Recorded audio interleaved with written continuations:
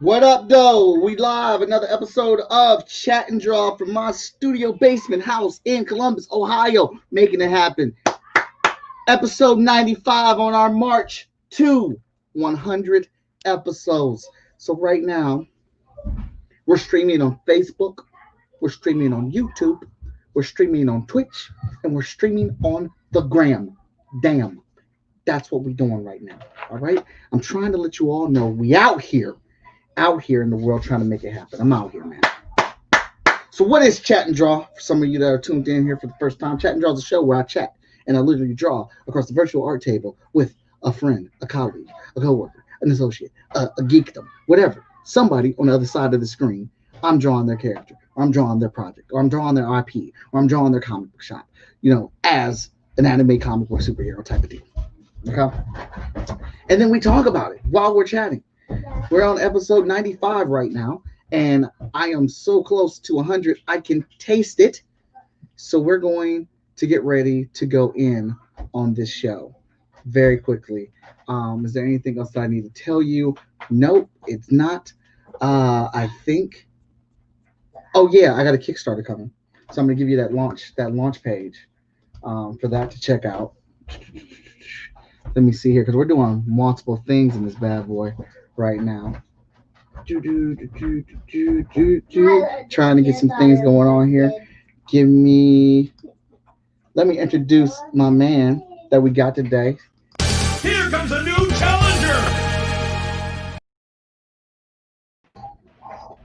Lonzo Starr in the building. What's up? Why don't you go ahead and tell everybody who you are, what you rep, and who we're drawing today. Hello, everybody. My name is Lonzo Starr. I'm the CEO and founder of Concrete Comics and the creator of this lovely guy right here, the Legend of Acolyte. And this is who my man Michael Watson will be taking care of today, man. I brought him to your barbershop to get a fresh lineup. So, let's do it.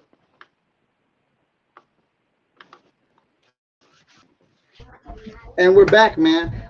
You're right, man. You brought me on to your stream, and we had a good-ass time talking to your people and stuff like that. We got some really good questions. We had a good conversation, and we was just kicking it, and I enjoyed it very much so. So I'm out here like, man, I gotta get my man back on the show, man. We gotta get him back. I appreciate it, man. I'm a big fan of your chat. I try to, tune in each time and troll a little bit. You know what I'm saying? So, yeah, I'm definitely a big fan, bro. All right, making sure we got those muted. So we here, and who am I drawing today? You were drawing Acolyte, the Legend of Acolyte. He's my hero, representing Concrete Comics out here. The first hero of Concrete Comics, Okay, all right. Thank you, Andy, man. I appreciate it. Oh man, so actually, it's so funny today. My stuff came in the mail because I already had you scheduled to be on the show today. But my stuff from your Kickstarter came in. Can you hear me? Oh, for real? Yeah. I got the dang it. I thought I brought it down here. Actually, I did. Hold on.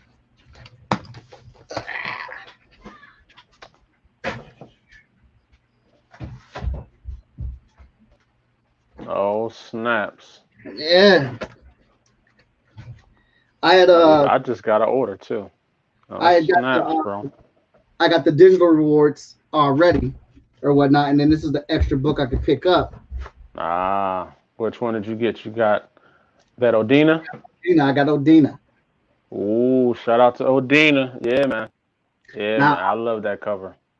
I'm a big fan of women of color in comic books kicking ass, man. So when I saw this one and I got the option to pick up the extra book, I had to jump on this one. So I'm Right, going right. to enjoy checking that out and reading it. What up, Hey, Vic? man. We got uh Camera Draws Chris watching us on Instagram right now. How y'all doing? What's going Let's on, put that in. everybody? What's going on? All right, all right, all right. Okay, so we're gonna try this here. I'm gonna flip the camera some so they can see what I'm drawing on the gram. I got Let's get it. oh, is that it? That's my shirt. There we go. Yeah, yeah, yeah, There we go. man. All right, so let's get this screen up here now for sharing. So tell us about Acolyte, man, what he does, who he is, where he comes from. So the story of Acolyte, he's just a dope character, man. Point blank period. That's it, man. That's all I got, man. You know what I'm saying? That's all you got. So I'm gonna close on out of here, man. I'm gonna shut this down. I'm gonna just get out of All here, right, all right? sound Nah, right. nah, Sound nah. right. So Acolyte is a story about a, a, a normal guy born on Earth to a normal family who later finds out he shares the DNA with an ancient celestial being. And with this DNA, he gets a power that's awakened from that and grants him extraordinary cosmic abilities. So now he has to figure out what to do with these powers and how to become an infinite supreme and protect the Infinite cosmos at the Supreme. same time. Yes, his his father is an infinite supreme. So they're like the first beings ever born of the universe. Okay. So yeah, man, it gets a little deep, bro. You know what I'm saying? Definitely gets a little deep. But yeah, man, he's a real dope character. Got a lot of rings. Got a lot of room to grow. He's my first baby. I see some people in the chat. Hold on. Yeah, yeah, we got comments and stuff happening. Andy and Brad are in the chat right now. What's going on, Andy? If you get your concrete Kickstarter awards, that means I should. Yeah, man. Yeah. A lot of them were sent out last week, so I was hoping that they all come between this time and Christmas, man. Like, I would love for you guys to get them all today and have a dope concrete Christmas. You know what I'm saying? Awesome, awesome. I'm trying to give everybody, trying to make sure if you're watching on the gram, you can see what I'm drawing. Oh yeah, I'm actually really excited to see what you do, because I'm a big fan of all of your work that you do, man. Oh man, well, thank you very much. I'm didn't look so not to kiss each other's butts, but I absolutely love what you guys are doing at Concrete Comics. The unification and the promotional campaigns that you guys have put together is just freaking solid, man. I love it. Hey, man, I appreciate that, man. Really. Um, I mean, I'm sure that it takes a lot of planning and just staying to the plan and staying focused and being prepared for any changes. You know what I mean? Mm-hmm. But yeah, yeah, and shows like this show are things that motivate me to just create new ideas to promote and launch out there and share our brand as well. So I appreciate you for giving us something to look forward to actually add into the community. Thank you, man. Thank you, man. It's been fun. So I can say I kind of cheat because it's been a pleasure meeting everybody and meeting these characters. Because honestly, I'm not gonna lie, man. I'm pretty kind of stubborn in what books I read Right. or what books I read. So I'm real picky with my comics, man. But because of Hmm. this show and all the people that I've met, I've seen some really awesome freaking characters that get me into like, all right, well, I got to read that. I Right. let's just say my Kickstarter bill has gone up this year. Yeah, it's a real dope. What you're doing for the community is real dope because it also educates us with new characters, new creators. You know what I'm saying? I've actually met a lot of people through your show. You know what Okay, I'm saying? that's what's up. What's going on, Paige Alfred? I see you out there, player. I always But said thank you, yeah. comics. What's up, Paige? What's going on, Brad?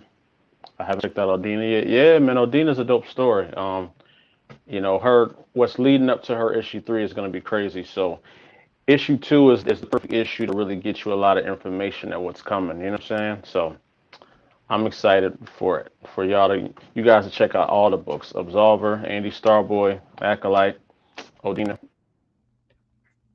Check them all out. All right. So how did we come up with the character of Acolyte? What was that process like for you, man? So the character Acolyte, he's actually he's made based upon me. Um, I've always wanted to be a superhero, and turn myself into one. And back when I was younger, when I thought I could draw, um, everything I used to draw always resembled me in some way or some friend family member. So when I got into this business, it was like, you know, not even a thought to create him modeled Hmm. after myself. So that's really where it came from. The name comes from a title that I once held in church. But I was an acolyte in church, and Okay. you know what I'm saying, that position really meant a lot to me back then. So I thought it would be really dope to have my character be named that. The word means bringer of light. He's the person that starts the ceremony, gets everything situated. And so yeah, I just thought this was a perfect name, and I actually made a dope tie into what the name means to the Infinite Supremes within our universe. I didn't reveal that yet, but it's coming. You know what I'm saying? Okay. So yeah, I stem from that. I'm big on astrology, astronomy, all that. I love the stars. I look at the moon every night. So it was almost, you know,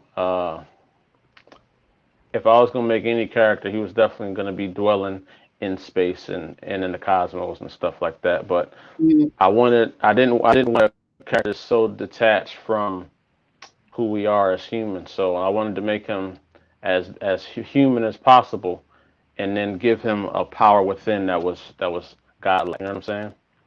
Yeah. So yeah, the story of Acolyte is really about the character represents how we as humans often feel think of ourselves as lesser beings and not strong enough to make a difference in anything. You know what I'm saying? So Uh, I really wanted to hunker down on that thought of like we are capable and we are as powerful as anything else out here in the universe. And it's just about us understanding that and taking our destiny into our own hands. You know what I'm saying? So yeah. that's basically what Acolyte stands for. He stands for the little guys that didn't think they had enough to make a difference.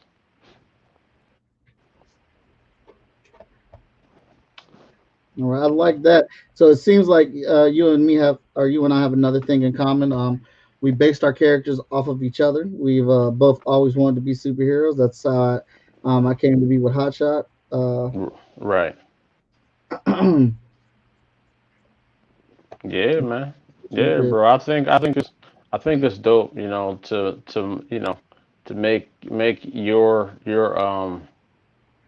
to make your world in your image, because at the end of the day, when you start a comic universe and you start a character, you're basically the god of that story. So it's whatever image you want it to be. It doesn't have to be what what the standard quote unquote is. You know what I mean?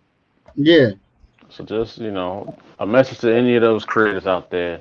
Don't look at Marvel or DC or any of these publishers and think that's the standard. You can literally do what you want. Make whatever you want. Literally. The sky is never the limit. It's much more beyond that, right? Absolutely. Paige said, Lonzo, what plans you got for 2021? And can you talk a little bit more about Starboy? You know I can't reveal those plans, brother, okay? That's like, what I mean, revealing plans is like a death sentence. So if I tell you, I gotta kill you, brother. Mm, But mm. nah. Nah, no, no, no. But I was riding with you. My man said it's a death sentence. hey, it is though, man. I know that you know 'cause the element of surprise is what really makes what we do fun, man. You know what I'm saying? Showing, keeping a lot of things like Sean Mack would say, close to the chest, right? So Close to the chest. keeping a lot of things close to the chest is what helps you, you know, stand out amongst the crowd. But no, as far as plans, uh, I can definitely tell you, you got Acolyte #3 in production, almost done. Odina, almost done. Absolver, almost done. Andy Starboy, definitely on the way. We got and then we got some new titles coming out that we're not gonna reveal yet, but you'll know in January. January, all that will be revealed. But yeah, 2021 is gonna be a big year for us, man.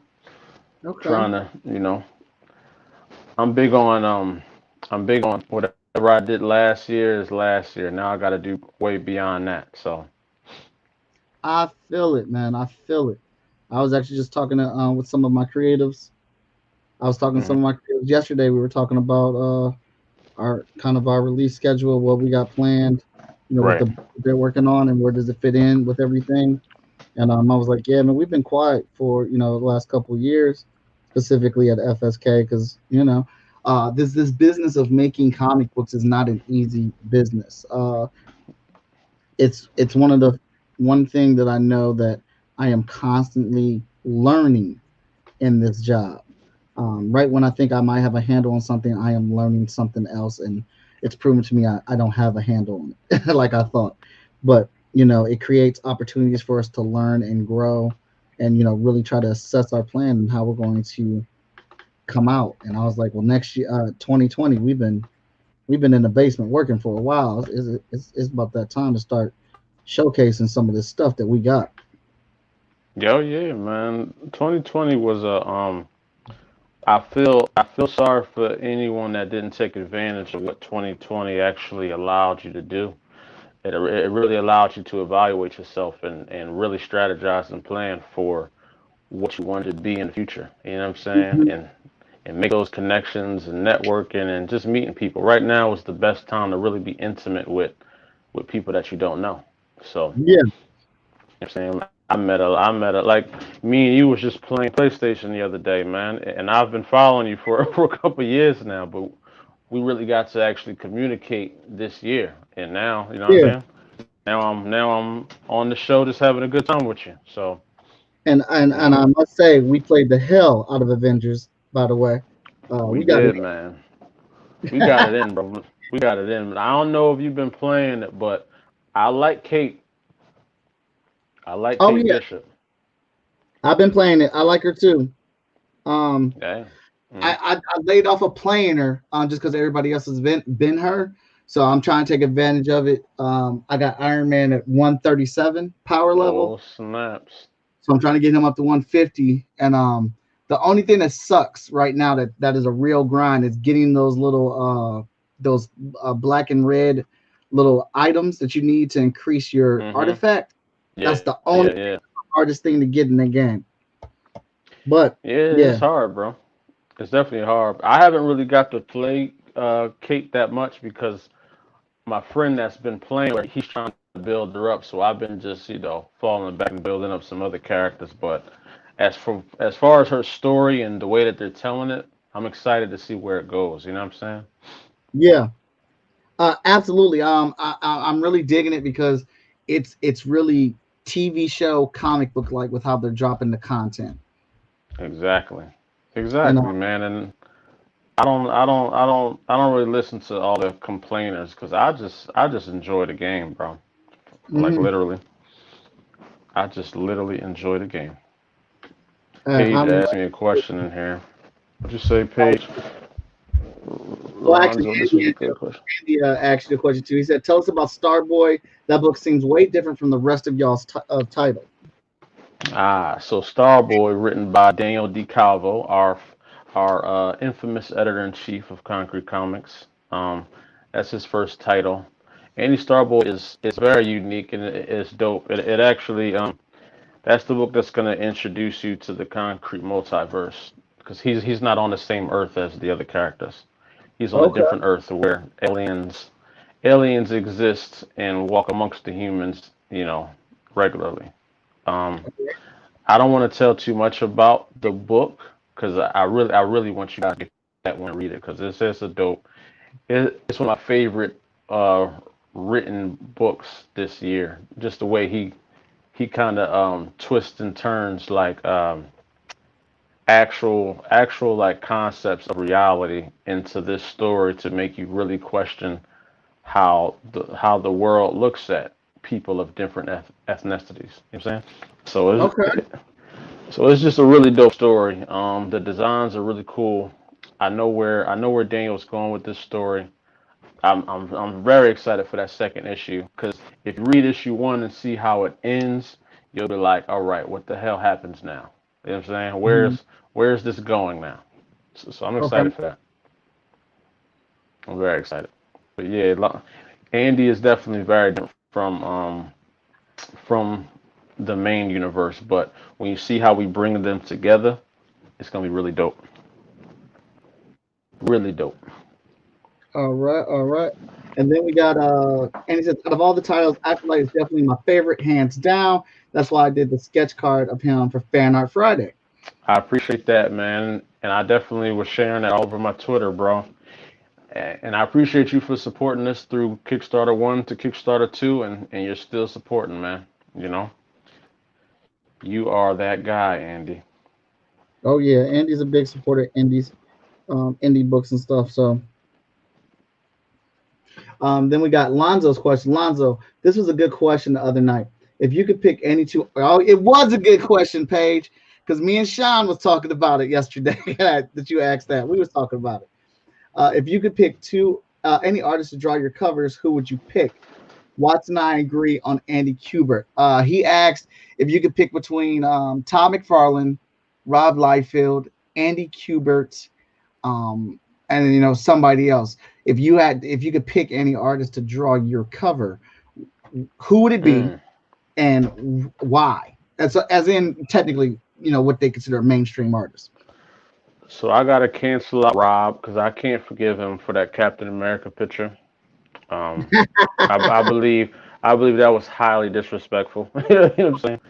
No way possible should that man's chest have been improved. Um, so, so I gotta cut him out.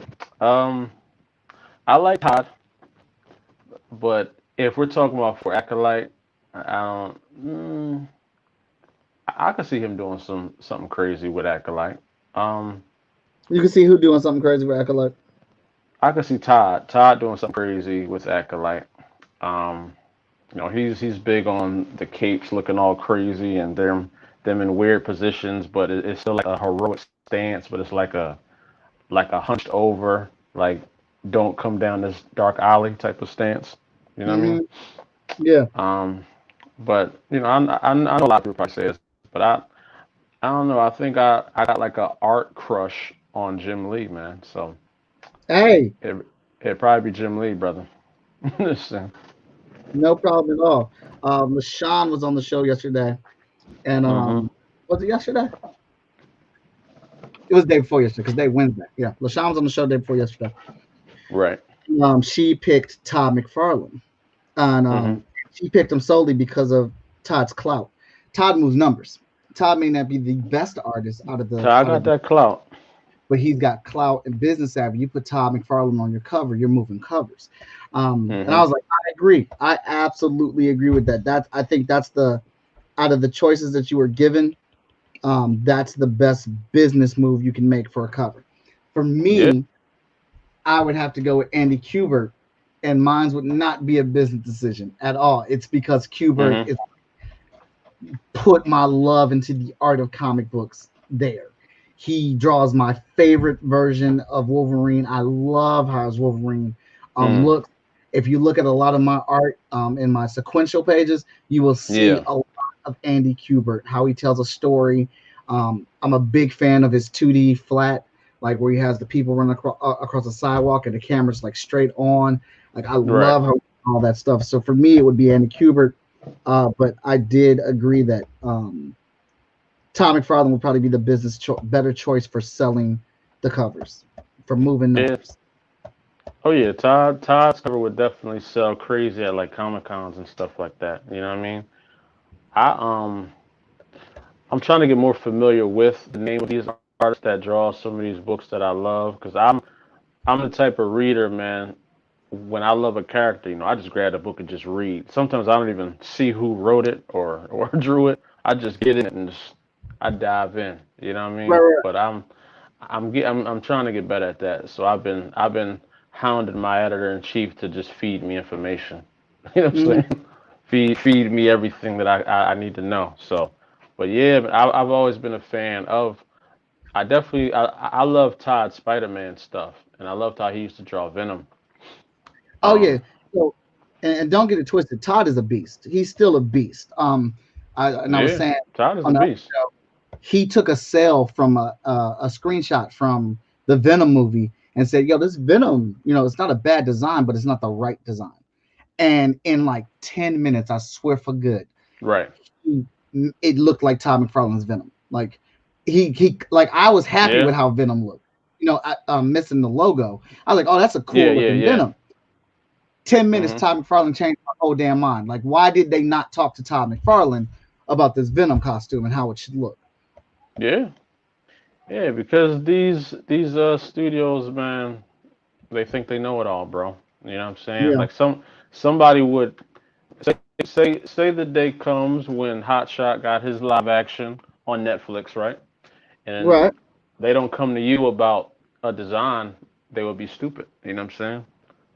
And Like they would be very stupid. it just didn't make any sense. And then for him to do it so quickly on live, I mean, just banged it out, man. And the difference is 100. The difference is completely 100. And it's like Tom McFarlane designed this character. How could you not reach out to him to see, even get his input on it? In a 10-minute Hmm. session, you schooled your whole art team. And still kept it looking like the movie version though. Right. Yeah. Yeah. I thought it was dope. I actually was watching Venom the other day. It was on TV. Yeah, I was actually surprised with that movie that I liked it. I mean, I didn't like anybody else, but I thought Venom was done right. The first time I watched it, I didn't like it that much until the second time I watched it, and I appreciated it more for what it was. Because I'm so attached to him. Like for me, Sabretooth is one of my favorite villains just because of how on site it was with him and Wolverine. And that's the Yeah, vibe I got from from Venom and Spider-Man. I was like, yo, it's on site every time. Like it's no in between. You know what I mean? yeah. So when I got a Venom that wasn't attached to Spider-Man, I really didn't like that. You know what I mean? So No, I had to go back and appreciate it for just what it was and just watch it as just a standalone movie. You know what I mean? no, I absolutely agree with you. Like I said, for me, I don't like the movie, but I like Eddie Brock and Venom. I thought they were spot on. I was so I was confused, right? Because I remember the '90s cartoon, and Eddie Brock was always a husky cat, man, like a Yeah. football player, right? So Mhm. I was, I don't know. I think I liked the way he was portrayed, but he was he seemed like very quirky to me, and I think Venom and Eddie Brock had a personality where their personality kind of matched. You know what I'm saying? He just went off of his jock spirit, and that's why he was like just a brute, just big, husky, and trying to slam things. So I was a little confused at that, but the way they gave Venom a personality made it doper. You know what I mean? Mhm. I'm loving the detail on that hand, bro. Sheesh. My Thank man you. went ham on that hand. Well, I figured I had to. It's the closest thing to the camera right now, and I want you to look like your man is meaning business with his hand, like he's about to bring down the fire. Yeah, I love that, man. I'm saying it's a dope dynamic because it's like he's looking up at us like I'm gonna tear your ass up. Right. But yeah, I definitely, man, I'm still waiting on the perfect live action Sabretooth, man. I need that. Sabretooth is one of my favorites, man. Now You know you what I know mean? what? Uh, what's it? Liv Schreider? He did it for me. Oh yeah, I actually enjoyed that the Wolverine origin movie, man. I liked it. Mhm. I liked Gambit in it. I thought he looked like Gambit. You know, um, I genuinely enjoyed the movie just because I'm a big X-Men Wolverine guy, man. So I was with it. I was with it. So Okay, we got a couple comments. You know who I want to see do an acolyte cover? My dude Daryl Banks. Ooh, Daryl Banks would murder an acolyte cover. Daryl Banks is pretty much responsible for Green Lantern being oh yeah, popular in the 90s. Um, I will be adding. I just added him. So yeah, yeah, I will be uh, contacting him. like in the 90s, Daryl Banks owned Green Lantern. Paige says for me, Andy Kubert, then Stephen Platt, then Todd, then Rob for me. Andy says Mm. his Green Lantern stuff, dude would kill it. He would. I had him at my FSK event the first year, man. He did a couple sketches for us, and they Oh were just yeah, amazing. Yeah. Um, yeah. I'm gonna definitely check him out. I'll definitely be sliding in his DM today. yeah, yeah. And he does commissions too, so he does a really good commission rate. Oh yeah, yeah, yeah. I definitely want to do that. I like to switch it up for variants and stuff like that, and just special edition covers. You know what I mean? Yeah. Lonzo, also a good question we ask a lot. If you could place your characters in Marvel or DC, which side would you pick and why? Outside of okay, so I'll answer this as a non-business answer. You know what I'm saying? Because I'm always analyzing the creative with the business. But creatively, I think Acolyte would fit more into when I originally wrote Acolyte and created the character, I was writing him to be in NDC before I fully understood the business. But I don't know. I just thought DC would be dope because of the power that those characters represent. But I Uh-huh. also think he would fit good into Marvel because he's not really his story's not dark, but it's not light either. You know what I'm saying? It's like an even medium where it could get dark, but for the most part, it's gonna be a story that is rated like a PG 15 type of book. You know what I mean? Hmm. So I could definitely see him fitting in the Marvel. If he was on the Avengers, he would definitely be one of the top guys. He would have that blue Marvel type of swag. You know what I mean? Yeah, yeah, yeah. On DC, he would fit in perfectly with the Justice League. So I would say I would probably say DC. Mhm.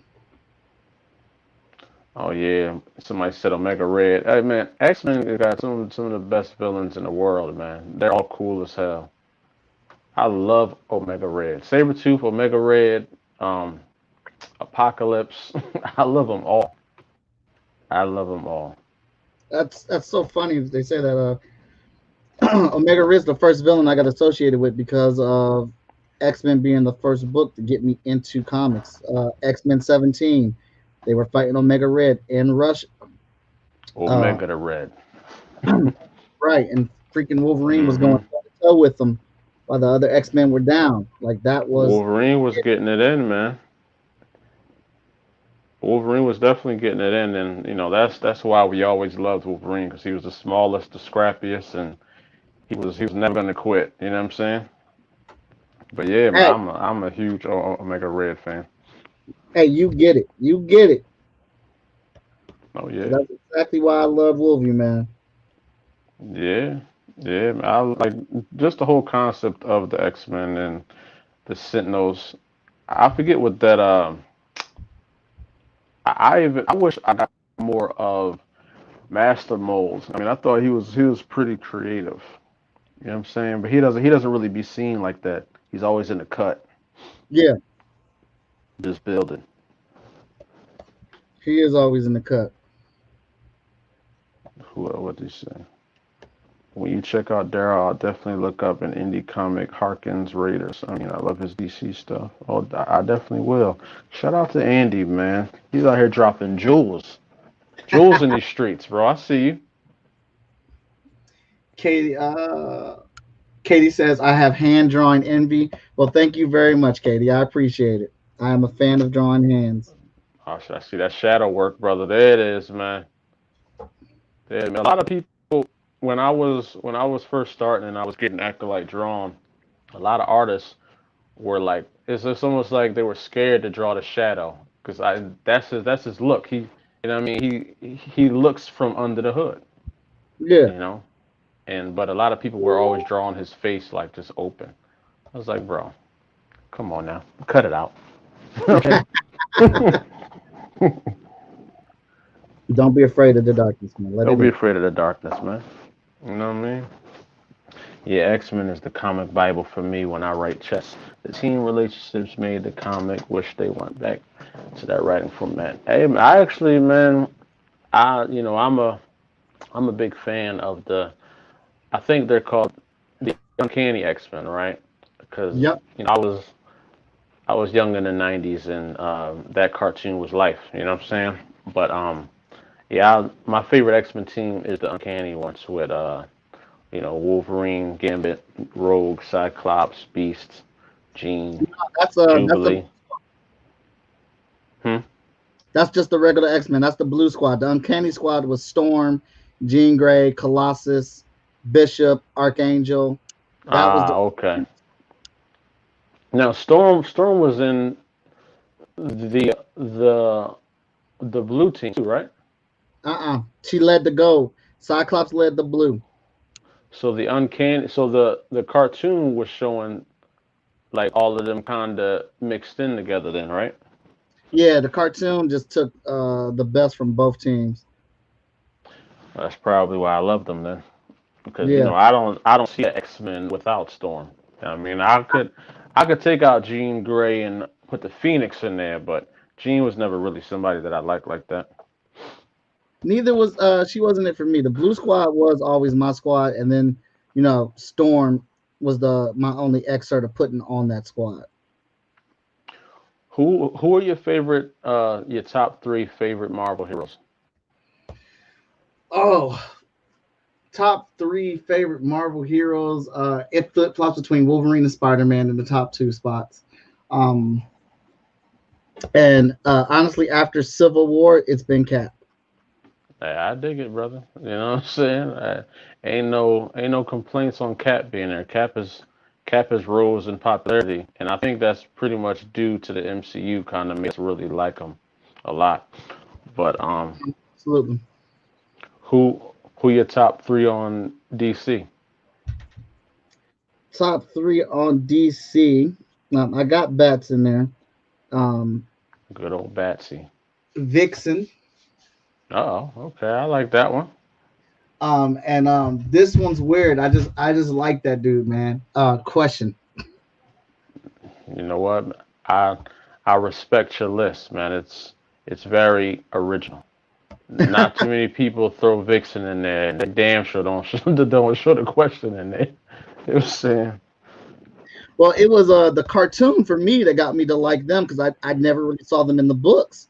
And then yeah, after they were in Unlimited and got popular, and people were really starting to like them, that's when I started seeing more stuff from them in the books. I just thought they were just awesome how they were, and I right. love how Vixen was a pretty girl, but then when it came down to a fight, she was in for the slobber knocker, no doubt. She Like she was rocking. She was rocking.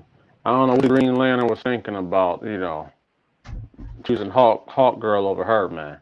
He was tripping for that one. hey, But I it wasn't is what it feeling is.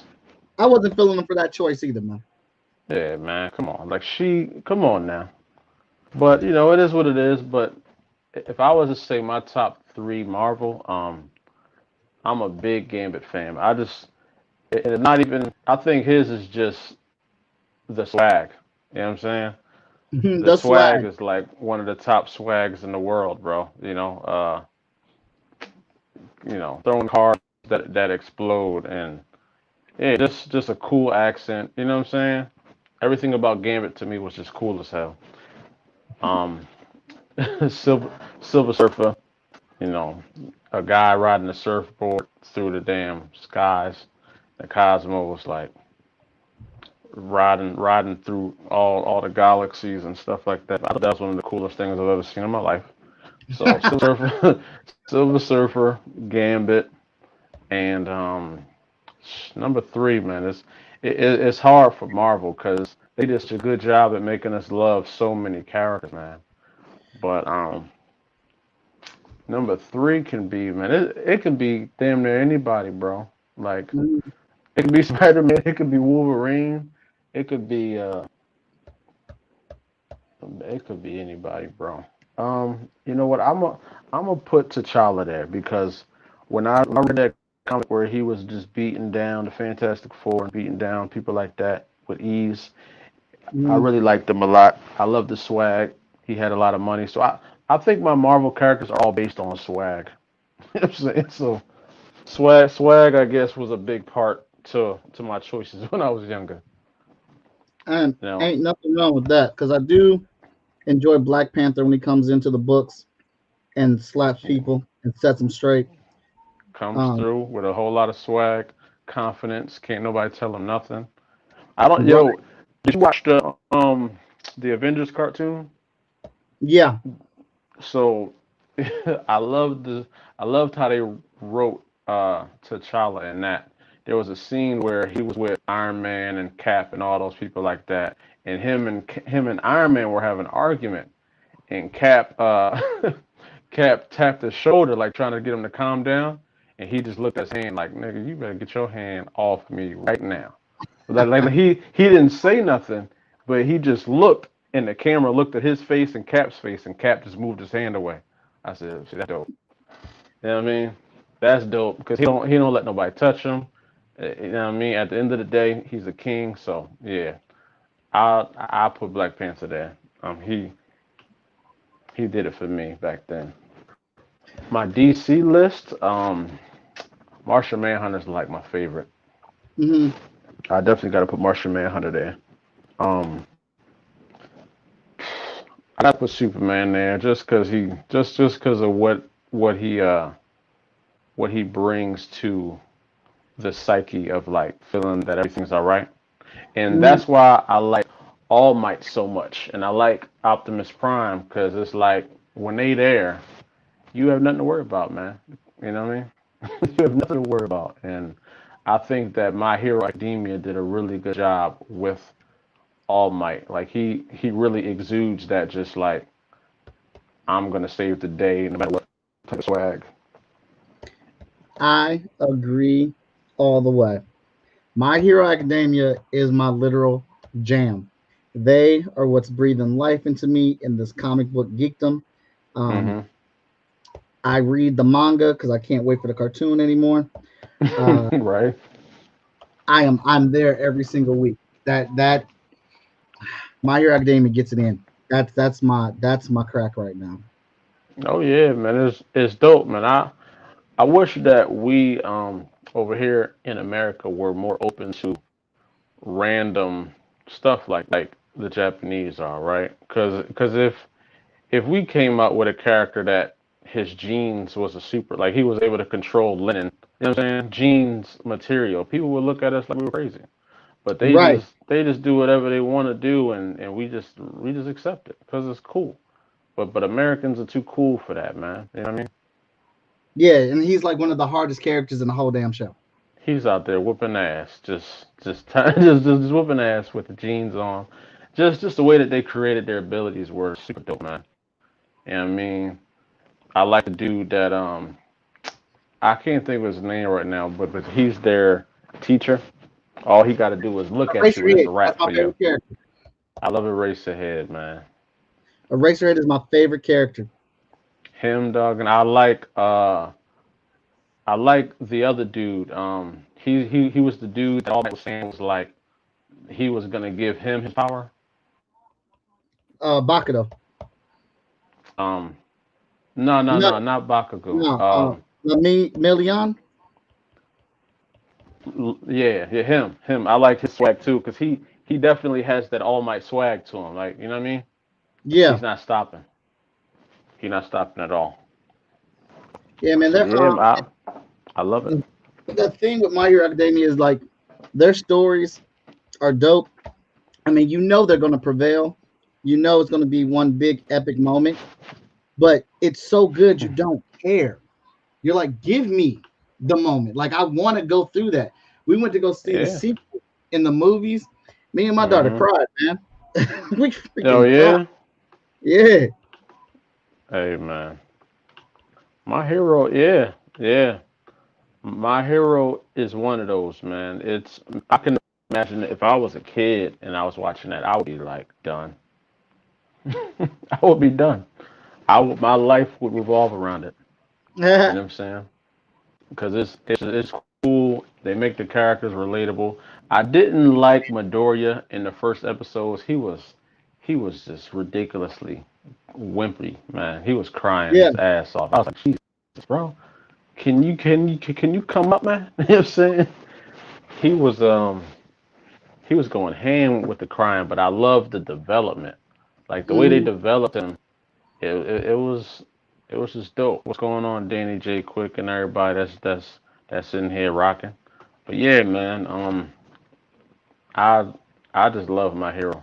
I also like One Punch Man. I know a lot of people got their complaints, but the way they do their characters is dope as hell too, man. Hey, And man. it's hard. It's hard to write powerful characters and make the story interesting, and they do it every time. Every single time. Me and you need to get off the same page, man. We need to get off the same page right now. Listen, bro. Hey, listen, man. Brilliant thinkers think alike, man. You know. Because I love One Punch Man. I love getting into the arguments about who can win in a fight. And I'm like, One Punch Man. Every time you get the option, One Punch Man. Do you not One Punch understand he's a Man. parody character? He is supposed to win every single Yeah. fight. A parody character. There's It, no character that can yeah. beat him because he's made to beat all characters. One Punch Man is dope, man. Because even in that first season when he was fighting the dude off the ship, or even we watched the Sea King for like 3 episodes destroying people walking down the street. He was Hmm. just walking down, treating everybody in sight. It looked bleak for everyone. And then One Punch Man come up and just like, listen, you got your lot, bro. And he hit One Punch Man first and it just bounced off his baldy, and then he just hit him, exploded his whole body. I said, see, that's dope. Like they built this up to thinking this dude's like no one could stop him, and then One Punch Man is coming, it's just like that. And then a big ass Right. ship come at the end, and then they bring that big ass ship at the end of the at the end of the season, where it's more after that. We're like, damn, like how can we just keep going up from this? You know what I'm saying? Yeah. What up, So Jay, man? How you doing? Owl Eye Comics. Thanks for tuning in with us. Paige, Lonzo, if these fights happen, who you picking as a winner? Wolverine versus Lobo, Batman versus U.S. Agent, Wonder Woman versus Iron Man, Cyclops versus Steel.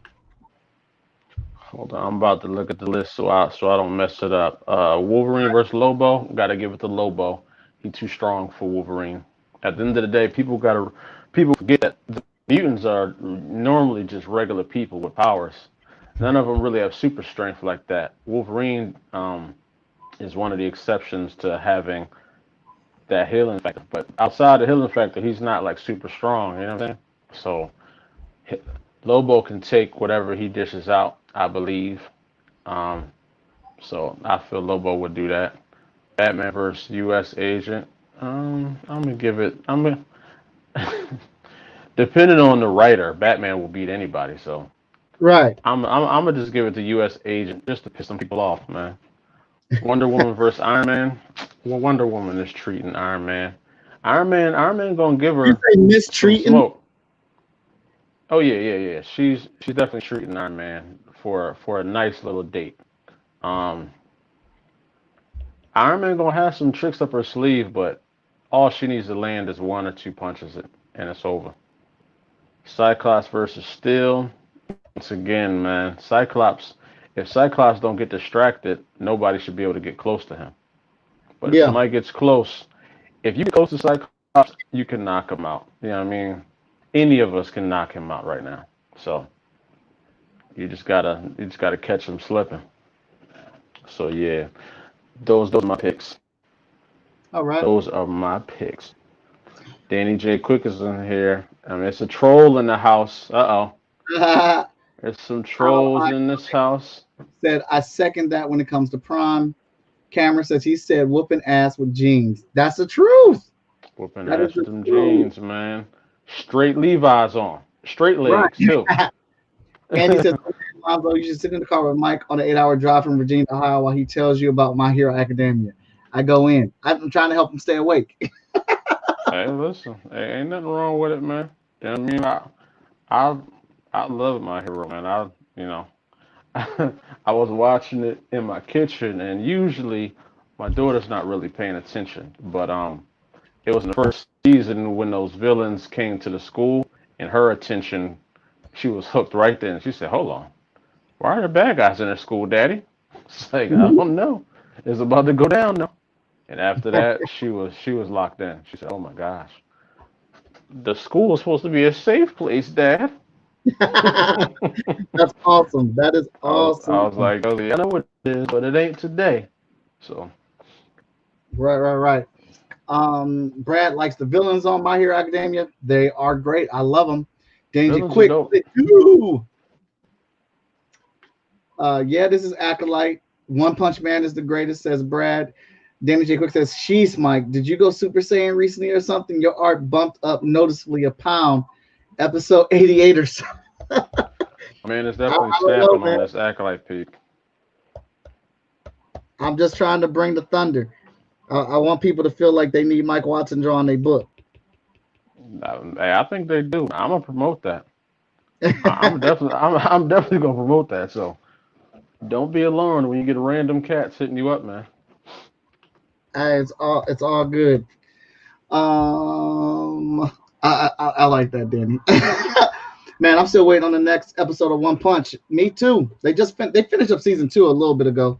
I'm sure those seasons take a See, lot to animate with everything. season two is dope too. Season two is Yeah, crazy dope. You know what I'm they play saying? on them YouTube battles. Same with Goku, One Punch Man, yo. Sup, fellas? Doomsmith in the building. U.S. Agent does get slept on, but U.S. Agent, we gonna see him in action in that Winter Soldier Falcon show. Yeah, I think he's I'm excited for that too. I'm excited for everything that's coming out. I'm not really, I don't really shun too many things. You know, what I mean, I give a lot of things a chance until they prove me wrong. So I Yeah. actually really enjoyed Umbrella Academy a lot, and Doom Patrol. I didn't really know nothing about Doom Patrol until the show, so I had to do my research. So I really enjoyed that show too. I mean, it's just so much good geekery content out right now, man. There is for sure, and I I I like I don't well let me rephrase this. I will look and check out anything if it's comic books, sci-fi, adventure, Hmm. all that stuff. I'm gonna watch it. Um, I feel a little indifferent about Doom Patrol. I really enjoyed their first season, man. I was like, man, this is great, and I don't read that comic book. I don't know anything about those characters Right.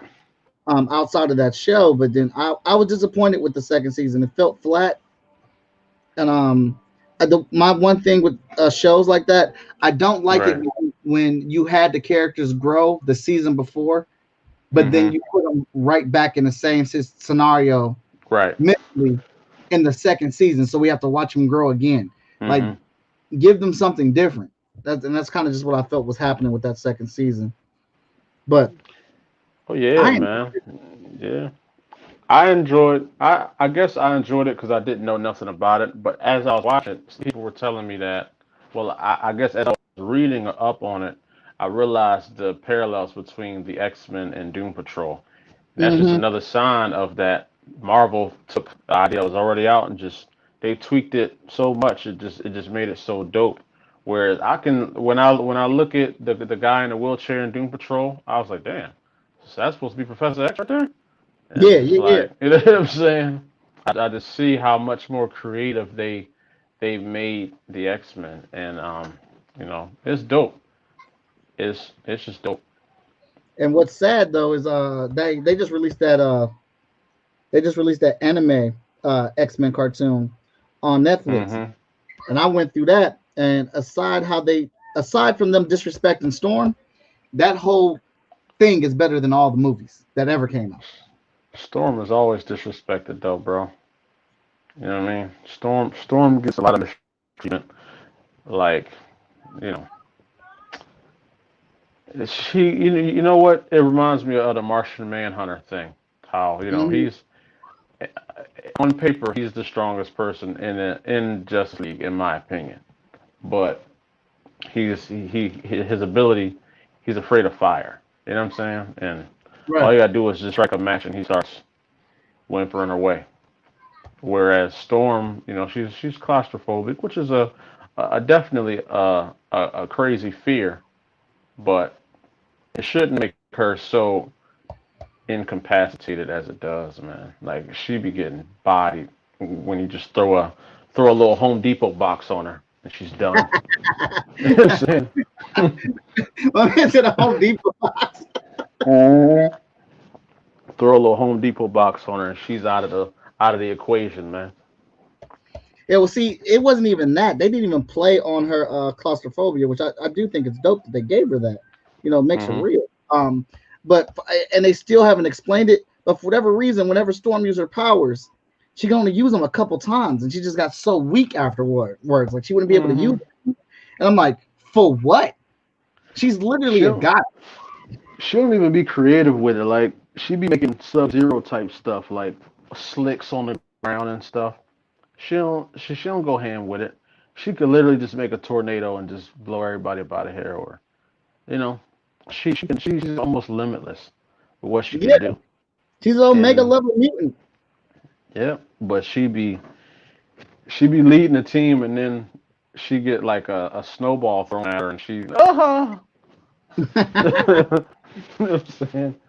Where and then you know what? But I kind of gotta blame some of the writers because they're probably the reasons why I don't like Jean because they went off the tropes of like a woman always having to be saved by a man. You know what I mean? She's always Yeah, screaming out Scott's name and Professor, and even Professor X is always screaming out Jean's name. I'd be like, bro, what is going on with y'all?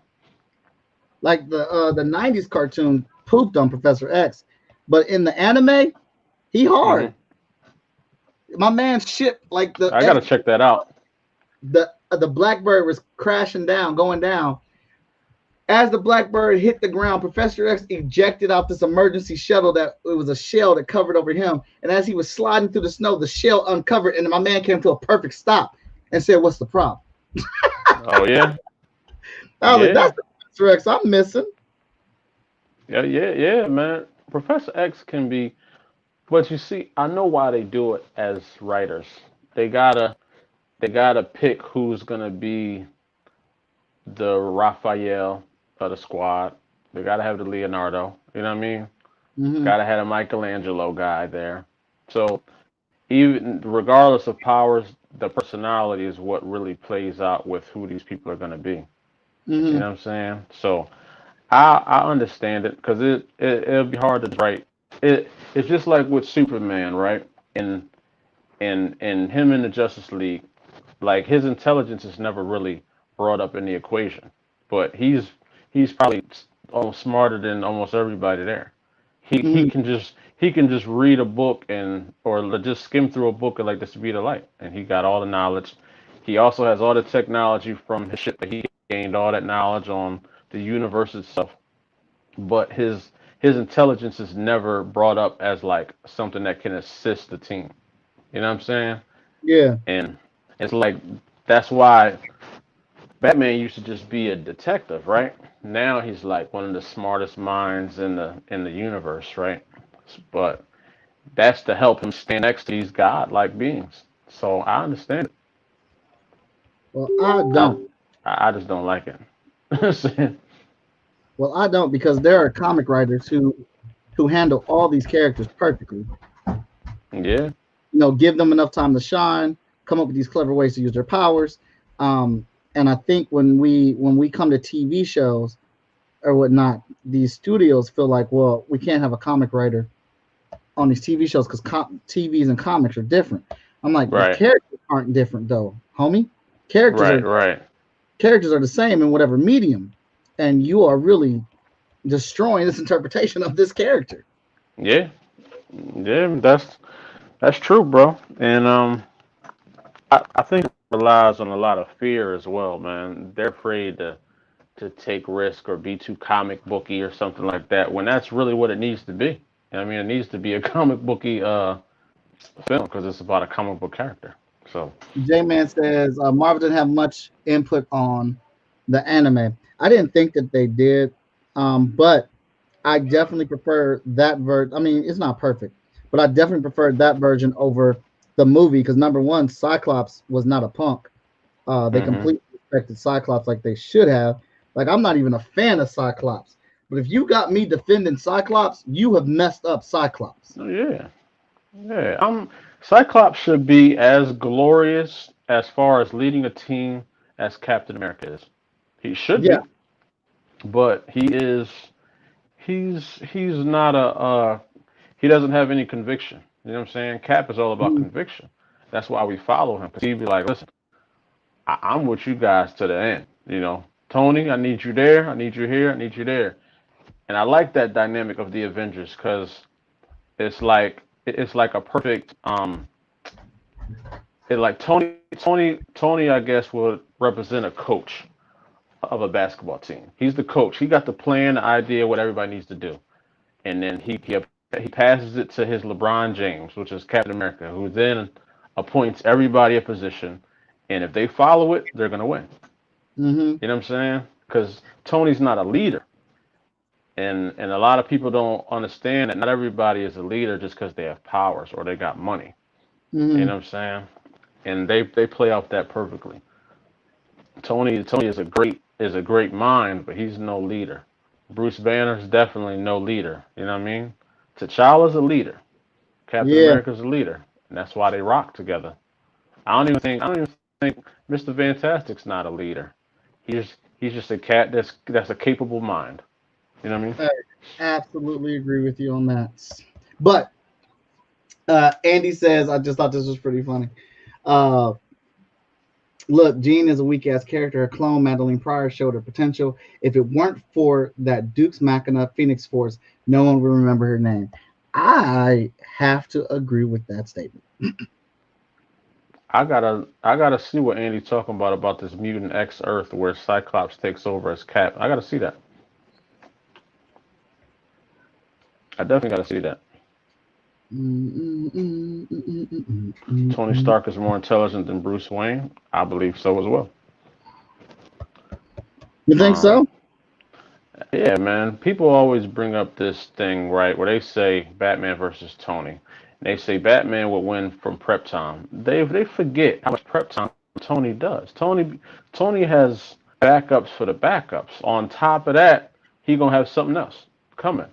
So like to think Batman is gonna outsmart Tony, I think it's crazy. The most powerful tool Tony has is the adaptability. Hmm. Once Batman runs out of his gadgets and stuff like that, he's done. Tony will adapt.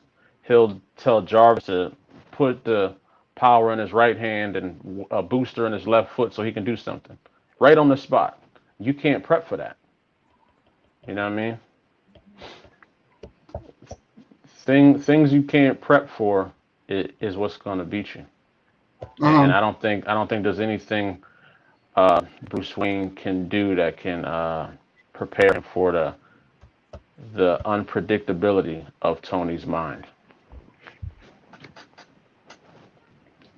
I mean, I love when cats say Bruce will have an EMP. It's like, bro, when has an EMP ever worked on Iron Man? Ever?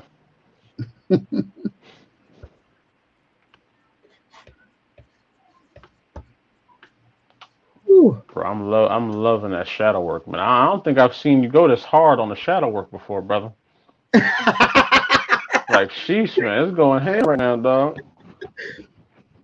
Well, the character samples you showed me, yeah, Acolyte is colored in pretty much with shadows and blue. He's got a lot of that rim lighting, like how they used to do Cyclops' old school costume, the blue and Right, yellow, right, right. or how Yeah. Spider-Man's costume is actually red and black. The blue is actually a highlight. Oh yeah, Yeah. that's dope. That's that's definitely dope. But yeah, yeah, man. I seeing how you do this and the speed that you do it at, bro. It just amazed me, man. I think I was watching one of your shows where you're talking about the school that you went to and some of the tricks of the trades that you learned. You know what I mean? And I see how you learn. I see the basics that you learned, but I see how you bend the rules like all the time. And I think that that's what defines great artists, their ability to just bend the rules. Well, that's actually that's funny you bring that up because I was sitting with my girls today and we were doing a little bit of drawing time together while we were watching anime and I was watching how they were putting things together, and then I was showing them how to draw it, how you get to this point or whatnot, and then like once you get comfortable doing it this way, then Hmm. you can bend the rules and figure out what works for you and what doesn't work for you. But you gotta figure out that foundation first. Right. Hmm. Yeah. Yeah, bro. And I can see it. I can see the foundation. But the way you break off from the foundation, somebody wouldn't know that you were that foundational. So yeah, that's lit. You were going ham on these shadows. I'm getting scared, bro. What, Tony Stark is the MacGyver of Marvel. Tony Stark is the man. I mean, I'm not a big Iron Man fan either, but I just I'm not gonna just take no nonsense that Batman can be everybody, bro. I'm not going to accept that. You know what I'm saying? And nor should you. Now, don't get me wrong, he's got some great moments. I love, I do love when Batman gets the upper hand on people and stuff like that. But Hmm. you know, Superman can kill him from 100 yards. I say that all the time. When people bring up he beat the Justice League, I tell them that, they weren't, it was a one-sided thing. They weren't aware of what he was doing. They were just chilling, eating popcorn, going to get ice cream, random stuff like that. And but if the Flash woke up one day and just say, "Yo, I'm gonna break his neck," sooner when I mean, there's nothing Bruce Wayne or Batman can do if the Flash just wanted to run up on him and knock him out clean. He'd be done. I don't care what gadgets he has in his room, tripwires. There's nothing he has that can equate for the reaction time the Flash has. You know what I mean? Somebody made a post the other day about Batman versus Black Suit Spider-Man, and I said, man, y'all need to stop it. Y'all need to stop it. Even with prep time, like I said, prep time is cool and all, but that spider sense ain't nothing to play with.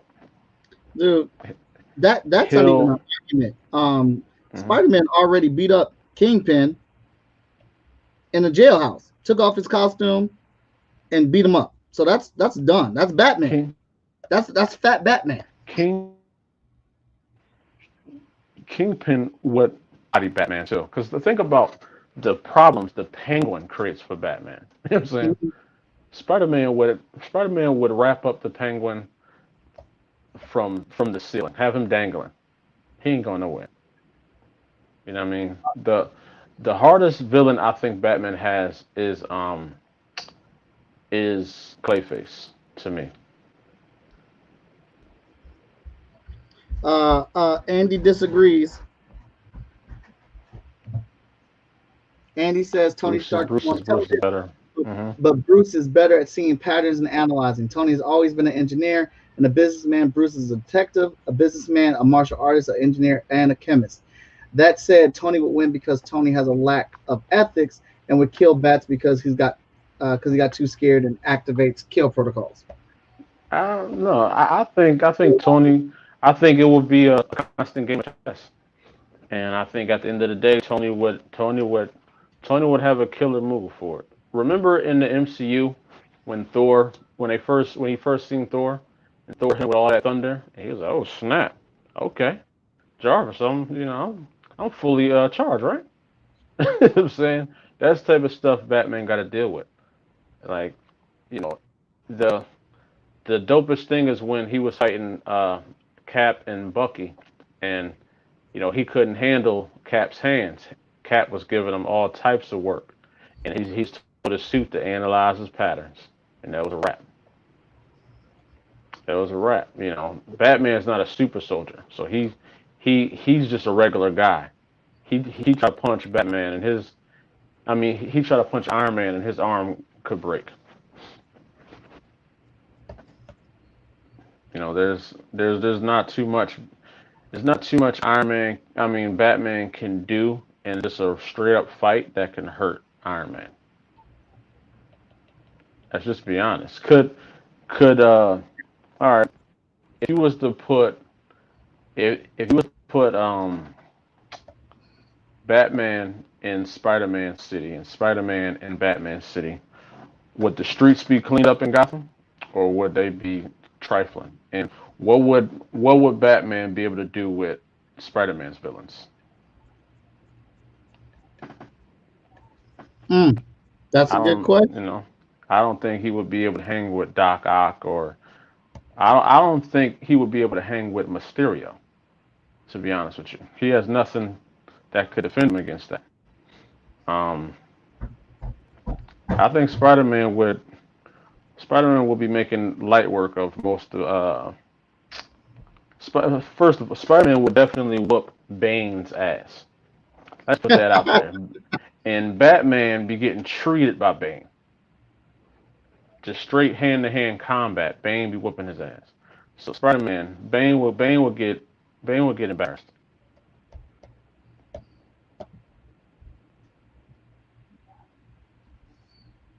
Bro, I'm loving this picture, bro. This thing's crazy. The symbol.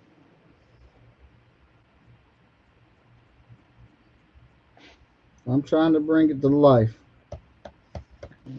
It's looking glorious, bro.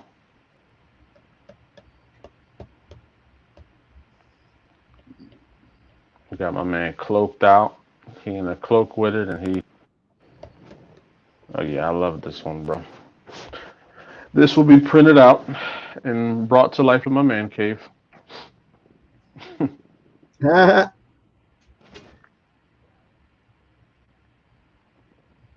I got to keep people interested so they come to my Kickstarter when I get it popping. Hey, let's talk about it. Tell me about this Kickstarter, bro. All right. Well, so I'm doing a couple different options on there, man. So first off, it's to get more people on the show. So I want to expand the audience of the show. I want to get new people on there. Plus, I want to get old people on there again. I want to expand on that, increase the audience, and we're going to be doing new features. So I will be doing a versus feature. So we're adding to the black and white digital feature. We're going to still keep the color feature. But now it's going to be versus. So I will draw you and another characters fighting each other. So if you wanted to come on here with a fellow creator, I'm drawing both your characters fighting. Or if you just got two characters that you want to promote, then I'm drawing both those characters. Black and white digital. I'm offering a sizzle reel for people now, so you get your own specialized introduction to promote yourself. Right. As an option.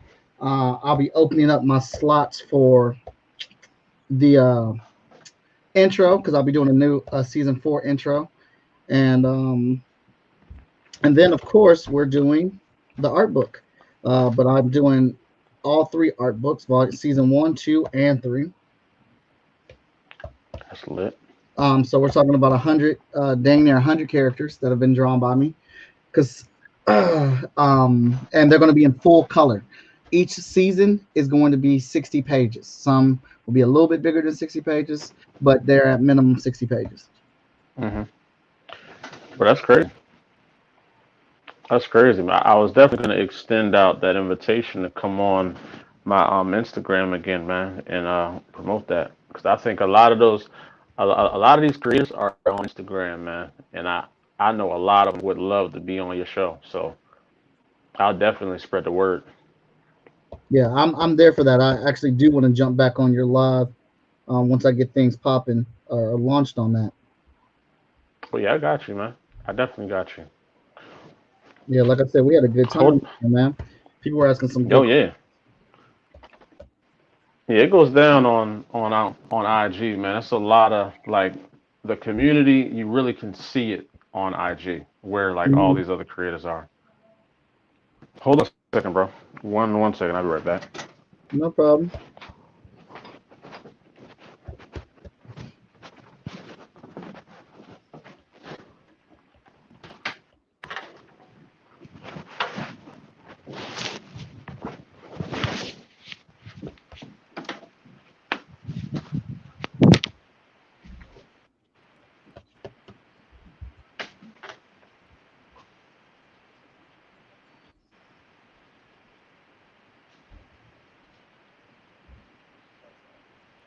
You see, you're trying to finish this thing out right here. Whew. This has been a piece within a piece right here. Mike, this is one of your best hand poses. Thank you very much, man. Tony is a coward. In the end, he runs into a bottle or hides in a suit of armor. And you're just so harsh.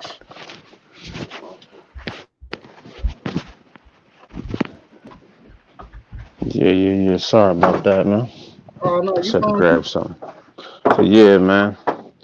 Yeah, I definitely know that all the folks on IG are gonna be hyped to hear these opportunities that you got, and I'd love to introduce them to your show. Awesome, man. It sounds like a freaking plan. Well, yeah, I'm gonna get it in. So, so how are at number 10 of Hot Shot now, right? Yes, sir. Number 10. I just finished. Well, technically, it's the 11th issue, but I just finished it, and now I'm working on the next one right now. So, let me ask you a question. What's the feeling you had from when you made number one to when you made number 10? Because I know 10 is a landmark for you, right? Yeah. So, like, what was the feeling between the two? The feeling is like, oh my god, I have a comic book that has the numeral 10 on it. That is crazy. Like I can't Yeah, believe that that is something that is about to happen right now. right. Um, Yeah. it's for indies, it's a big number in my opinion. Hmm. I'm not gonna say for indies. For me, that's a big number.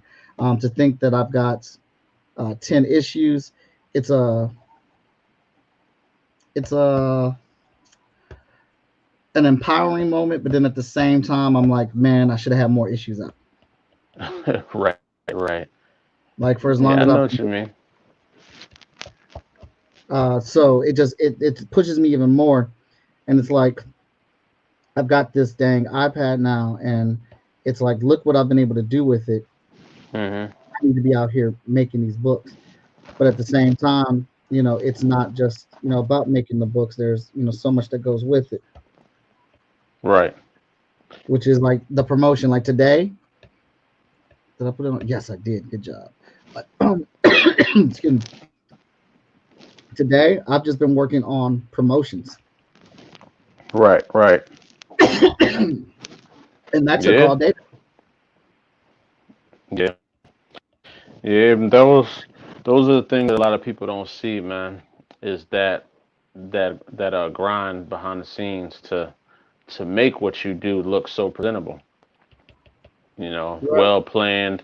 All the captions you write along with those pictures, man. All that's crazy. You know what I'm saying? Like it's a lot of work to do. Like you get into comics and you don't realize it.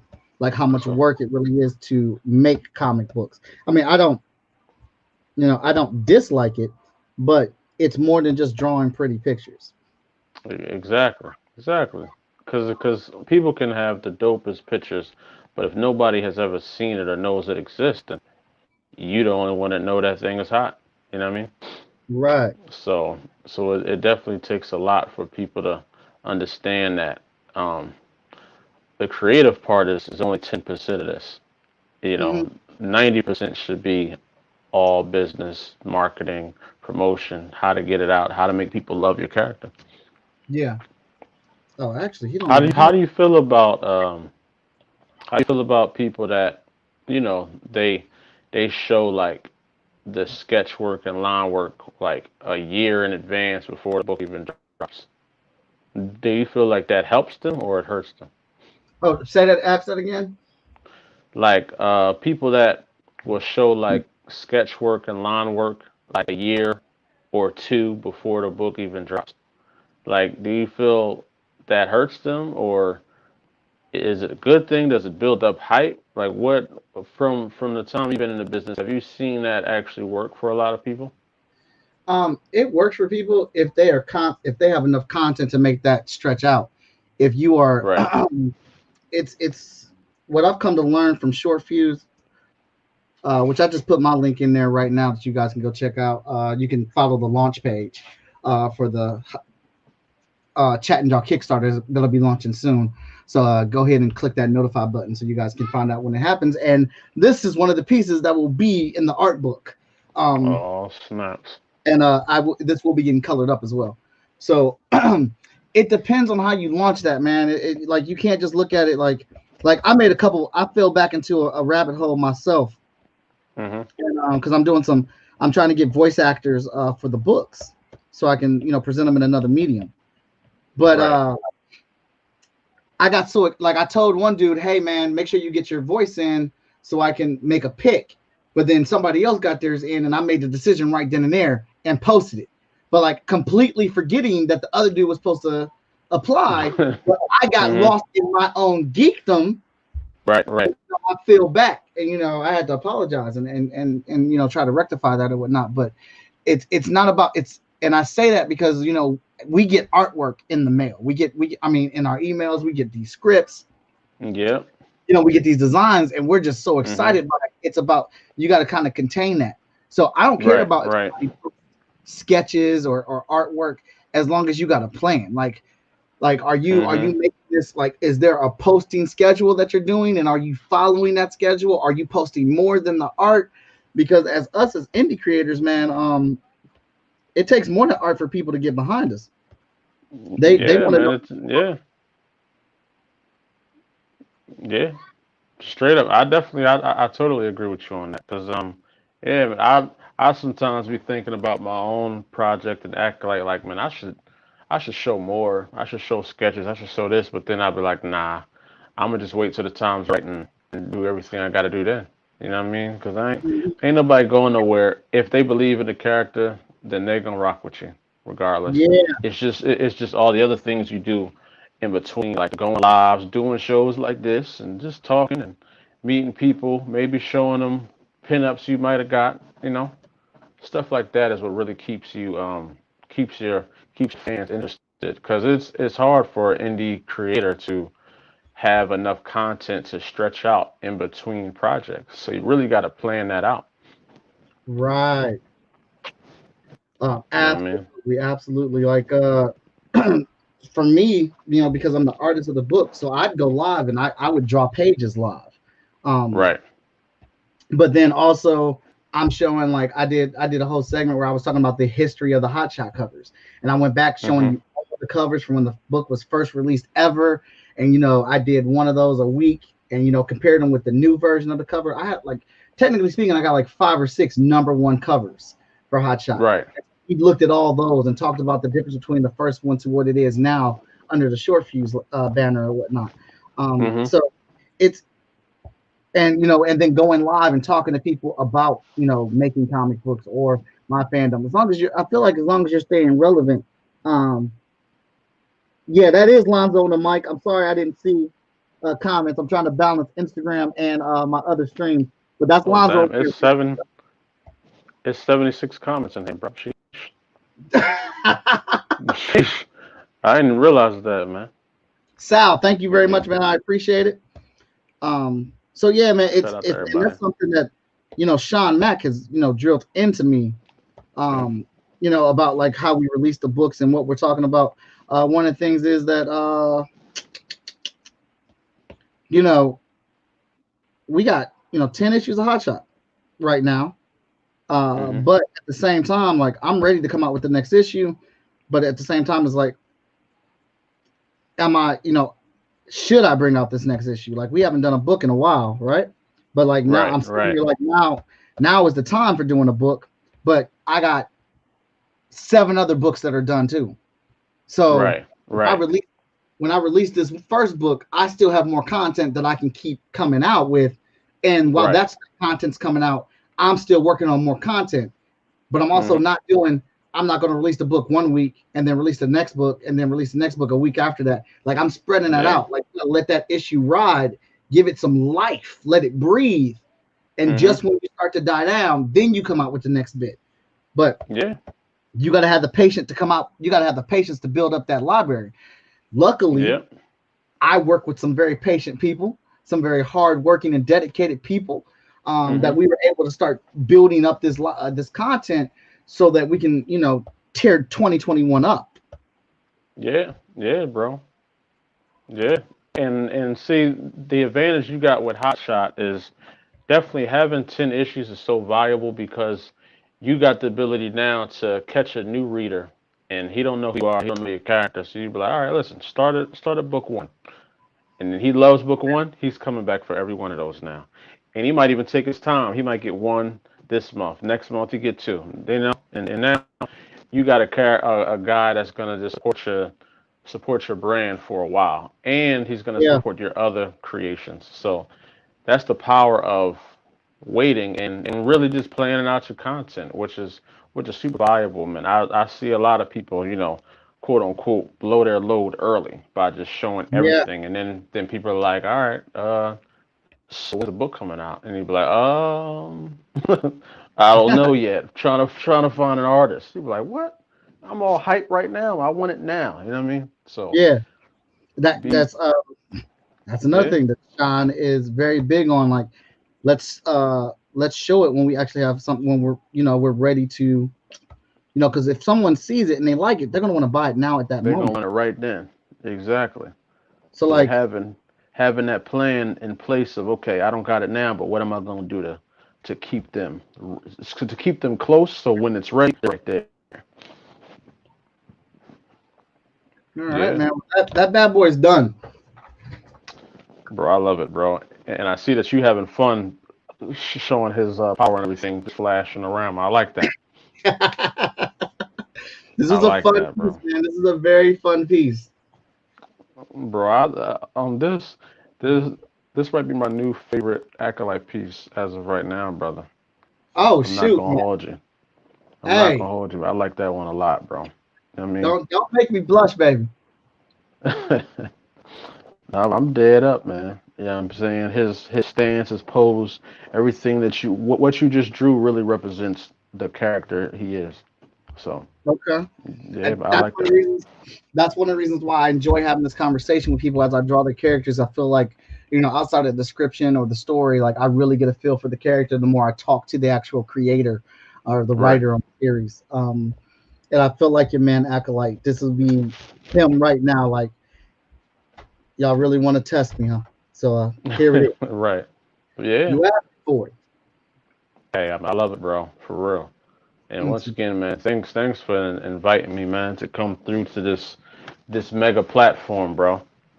Chat and Draw is one of my favorite shows on the web right now.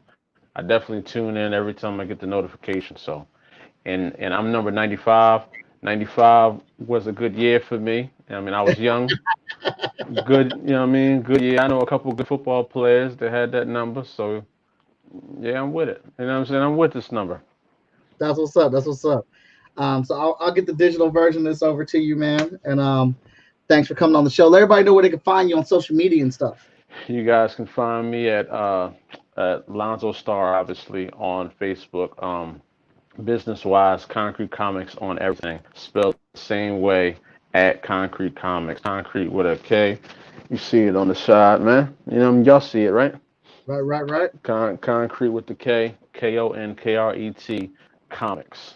On IG, Twitter, Facebook. We got a lot of stuff coming up. We closing out the year really dope. I'm actually, it's actually dope because you're, I think, my last interview of the year as well. Okay. So, All right. so yeah, man, I'm closing out the year strong. So thanks for having me, bro. Um, ConcreteComics.com. We got all the issue twos are loaded up. They're ready to read. You can get them now. Check us out. Awesome. Well, I'm Mike Watson. As you can see, I've done this branding thing. You can find me as Most Epic Art on Instagram, Patreon, TikTok, Twitter, Facebook, Twitch, and YouTube. Give me a follow, give me a subscribe. Check out my Kickstarter as it will be launching soon. And I will let you know right now that is the first in an onslaught of things that are going to be coming from me, Freestyle Comics, and Short Fuse Media Group in 2021. And looking very much forward to it. I want to thank Lonzo for coming on the show. It's always a pleasure to have him and letting me play in his world of Alkalite. Thanks for tuning in, everybody. We will be back. Actually, let me let's make some announcements, man. Let's if we're gonna do something, let's do something. Let me bring this down because I actually got all that stuff done. You know what? I spent the whole day working on it, so let's freaking show it. Let me see that one. I will actually show you the countdown to 100 as this episode has been. All the episodes have been lined up and scheduled. So let's take a gander and a peek at what's coming. Let me see here. Where is the screen? There it is. All right, first up on the screen, we have Lonzo here tonight, episode 95 with Acolyte. We had a lot of fun drawing this character. This is one of my favorite pieces so far this season. Next up, let me get over here. Next up, we got Andre Batts will be joining us with dreadlocks. And man, dreadlock, I love that character. Yeah, I've drawn him a couple times before for him at the comic book conventions and stuff. So looking forward to getting him on the show. And it'll be his first appearance, and I'll be drawing him live. And then after that, got my man Andre Lomax in the building. His stage name is Dre Fire, dope hip hop artist from Columbus, Ohio, doing his thing. And we turned him into a comic character, aka Dre Fire. So we're gonna be talking about his music, where he's at right now on social media. He just made a return to it. And I'm gonna draw his character. We're probably gonna do a costume redesign and unveil him for when he is going to pop up in the FSK universe. And then I got John McAdams III from Wildcard Chronicle. And here, I don't know what character I'm drawing yet. I'm kind of hoping it's this one, but as I've been told, this is the actual character icon representing their motorcycle group. I just think this character's fun as hell. But I'll draw whatever character they got at Wildcard because they got a ton of good characters there. So I'm looking forward to that. And then the 99th episode, Kara Nicole, aka Fire Bitch herself, is going to be in the building. She's got an awesome Kickstarter that's going right now that's got a ton of money racked up on it. She'll be closing us out at the 99th episode of Chat and Draw.